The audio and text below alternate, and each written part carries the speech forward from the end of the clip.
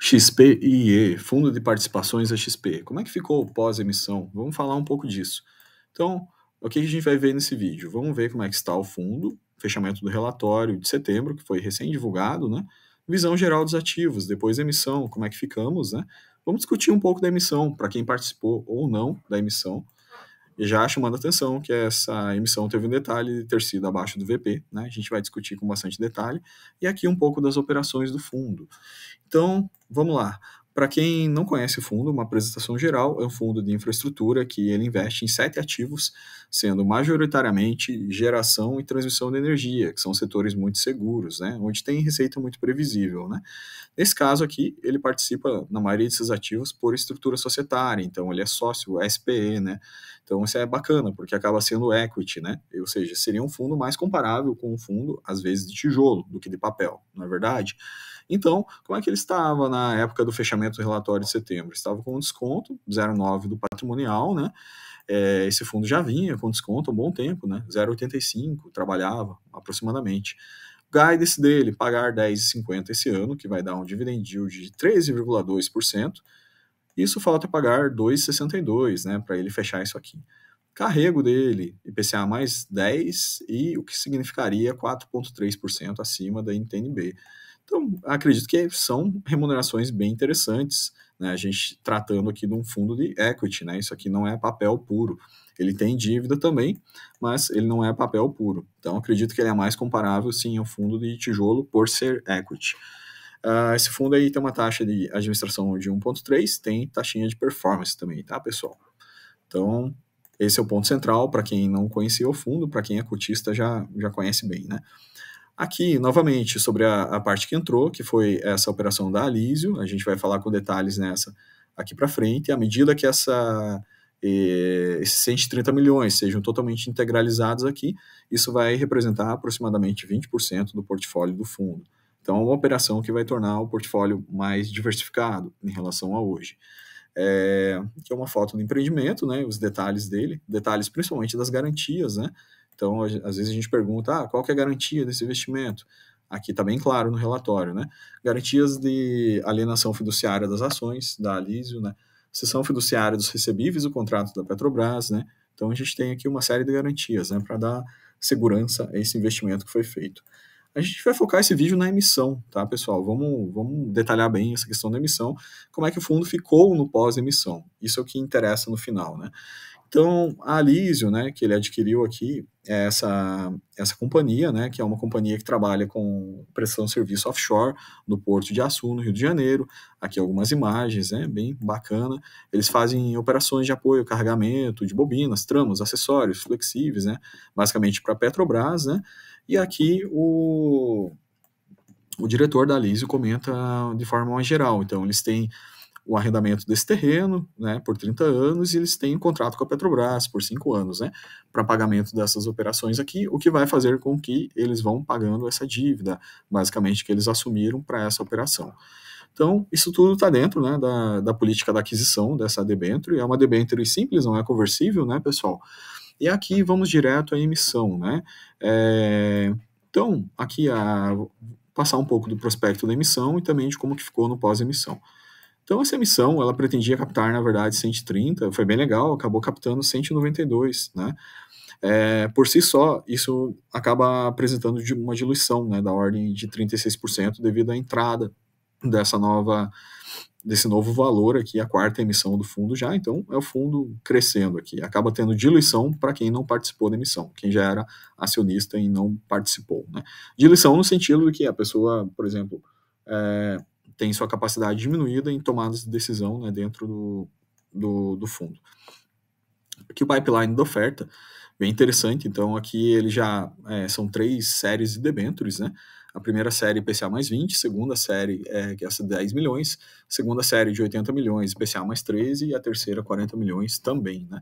Então isso tudo já está praticamente fechando aqui no mês de novembro, ainda vai sobrar um dinheiro no caixa, né? Que o fundo pode avaliar novas oportunidades para ele fazer a alocação. Então a emissão foi bem sucedida. O ponto central aqui é que no momento da divulgação, isso gerou certa polêmica, né? No momento da divulgação da emissão, que é no anúncio, que é o que interessa, né? a cota, a emissão foi anunciada a 78, o patrimonial estava 98. Então esse é o ponto central. Emissão abaixo do VP, né? Isso é muito discutido aí nos meios internéticos. Não vou entrar em juízo de valor disso, né? Se é certo ou errado, mas sim, vou fazer uma leitura mais fria no aspecto financeiro, para o cotista, no final. O que interessa disso, né? Como é que vai ficar agora, né? Para quem era cotista ou para quem entrou, né? Como é que vai ficar o pós-emissão? Acho que isso que nos interessa, né?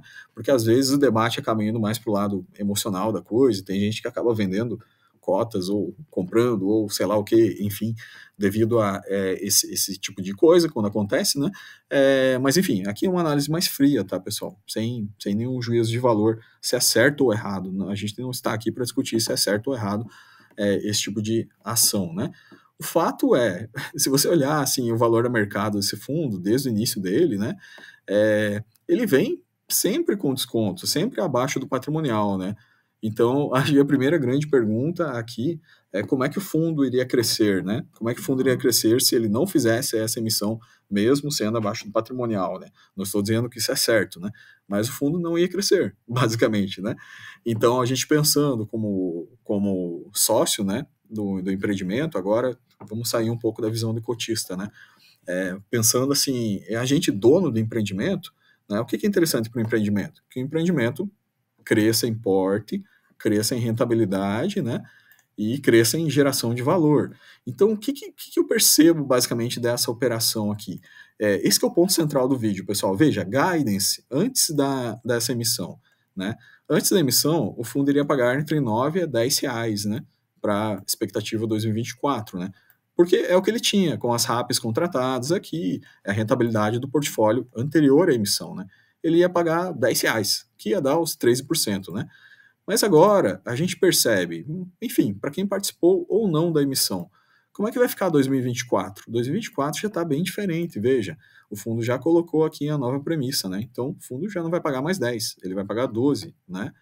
Então, acho que esse que é o ponto central da análise mais técnica e análise mais racional mesmo do que está acontecendo. Então, beleza, a gente fala, mas e aí, emissão abaixo do VP tem destruição de valor ou não tem? Vamos avaliar isso, né?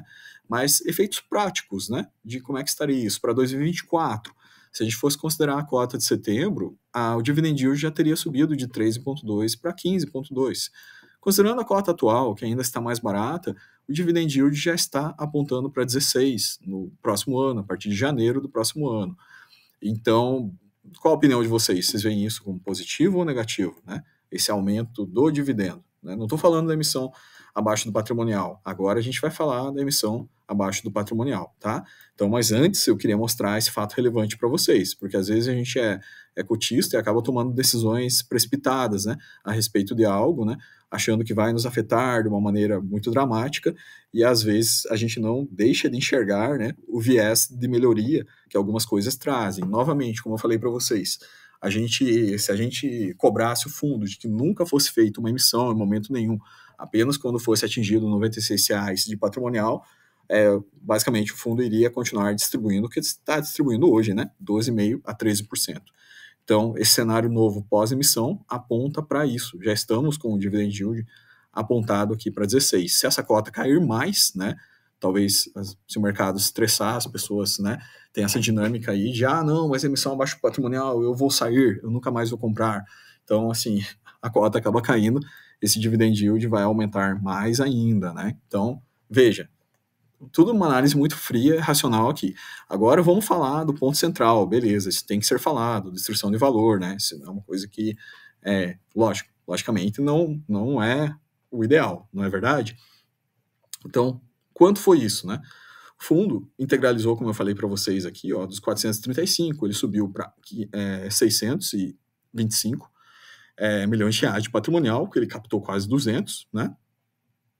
E ele aumentou a quantidade de cotas de 4,5 milhões para 7 milhões de cotas. Aumentou mais 2 mil e tantos cotistas dentro do fundo, né?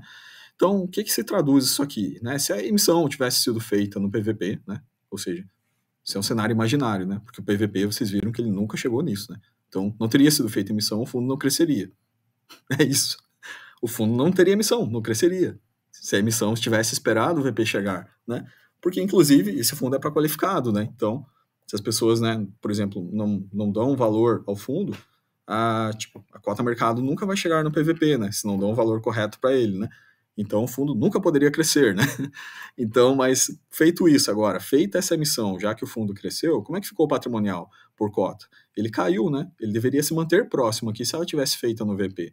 Como ela foi feita do VP, ele caiu de 96,7 para 88,5. Isso não é legal, né? Não estou defendendo o QXP, tá, pessoal? Então essa queda não é interessante. Mas como é que se comportou o mercado em relação a isso? Porque, afinal de contas, quando a gente compra ou vende uma ordem, né, a gente não trabalha com patrimonial, né? A gente trabalha com o mercado.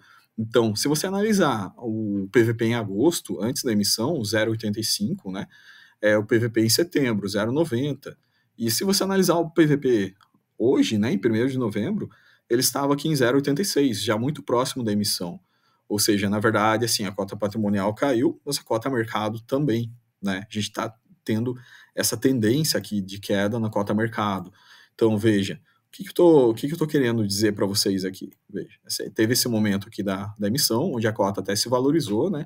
74, ela chegou a 81, 82, foram integralizadas as novas cotas, né? Aí, na sequência, o mercado começou um processo de demanda e oferta aqui, e a gente tem hoje uma tendência de queda, né? Isso aí baixando para 76. Isso pode baixar mais? Será que vai chegar a 65, como chegou aqui no passado, né? Eu acredito que não, né? Mas a gente percebe isso baixando aqui, essa cota baixando. O que aumenta o quê? O que aumenta o dividend yield, né? Basicamente para quem é cotista mesmo, não tendo participado da emissão. Então, como eu falei, se você não participou da emissão, né? Você tinha lá um PVP de 0,85, não participou, hoje você tem um PVP de 0,86, verdade? Se você participou, você tem esse mesmo PVP de 0,86, você comprou suas cotas a 78, né?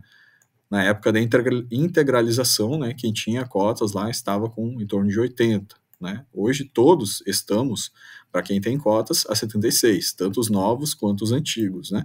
O que representa esse dividend yield, né, de projeção para 2024 de 16%, ok? Então, voltando no na nossa linha de raciocínio, né, o que eu vejo para o negócio, para o empreendimento, né, não para termos de destruição de valor. Em contrapartida, o que teria de ganho de valor? Já mostrei um ponto para vocês, né? Aumento do dividendo. Então tá, beleza. O aumento do dividendo, ele vai se materializar aqui, já está comprometido, né, no guidance aqui, ou seja, a XP vai fazer o possível para trabalhar e entregar isso aqui, entendemos, nós, né? Mas aqui, veja, olha os benefícios da oferta, né? Então, maior periodicidade de distribuição, o fundo vai passar a distribuir mensal a partir de janeiro 24, interessante. Portfólio a gente já viu, mais diversificado, né? Aumento do dividend yield médio para os próximos anos, certamente, porque eles compraram uma excelente operação. Redução da duration do fundo, ótimo também.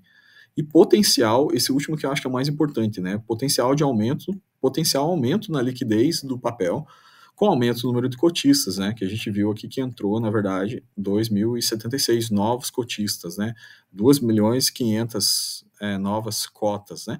Então aumenta o quê? Aumenta a liquidez. Isso para o papel, né? Como é um fundo pré-qualificado, isso é excelente, né? Então, com esse aumento de liquidez, certamente a negociação aqui vai se tornar muito melhor, né? Na B3, a gente vai poder operar esse fundo de uma forma bastante melhor. Então, gente, o resumo geral aqui dos prós e contras da emissão é esse que eu queria deixar para vocês, né? A mensagem final aqui, novamente, não estou tomando partido, nem fazendo juízo de valor de nada, apenas uma opinião pessoal minha, né? Enfim, critico sim a questão de emissão abaixo do VP, acredito que não é o correto, mas temos que ver que se o fundo não fizesse emissão abaixo do VP, ele basicamente nunca iria emitir, porque esse papel está sempre abaixo do VP. Então, essa decisão que eu entendo da gestão de crescer o fundo é uma decisão que sim, poderia ter trazido um problema mais dramático para os cotistas que estavam aqui, por perda do PVP na cota, né, basicamente aqui, perda de patrimonial na cota, né, mas que isso está sendo, de alguma maneira, contrabalanceado pelos efeitos positivos da entrada desse novo empreendimento. Beleza, pessoal? Então deixa essa mensagem final aqui. Dia 9 tem live lá com os gestores, são pontos que a gente pode estar perguntando na live com eles lá, para esclarecer melhor essas dúvidas aqui. Então, fica mais esse vídeo aí do canal. Pessoal, para vocês, até o próximo.